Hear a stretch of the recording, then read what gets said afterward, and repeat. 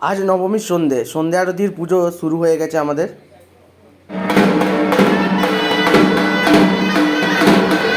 চারিদিক ঢাকের আওয়াজে মত্ত। এই সময়তে পুরোহিত মশাই আমাদের মাকে আরতি করে নিচ্ছেন। এখন আমাদের বাড়িতে হচ্ছে আজকে হরেক রকমের রান্না। যেহেতু আজকে নবমী, তাই আজ থেকে আমিষ শুরু। তাই আমাদের বাড়িতে হচ্ছিল আজকে মটন ও চিকেন দুটোই।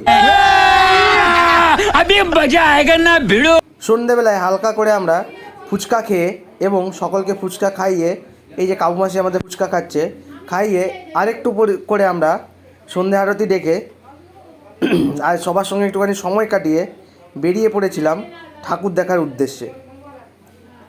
শুনশান রাস্তা ফাঁকা, আমি আর পাম্পুয়াদা বেরিয়ে পড়েছিলাম ঠাকুর দেখার উদ্দেশ্যে। এই যে ঠাকুর দেখে কাছেই একটা প্যান্ডেল হয়েছিল, ঠাকুর দেখে রাত্রেবেলায় চলে এসেছিলাম। রাত্রেবেলায় মেনুতে ছিল আমাদের গরম গরম খাসির ঝোল, চিকেন, রুটি, পেঁয়াজ আর বোঁদে। এই দিয়েই আজকে আমাদের নবমীর রাতটা কেটে গেল। পরের ব্লগে দেখা হচ্ছে।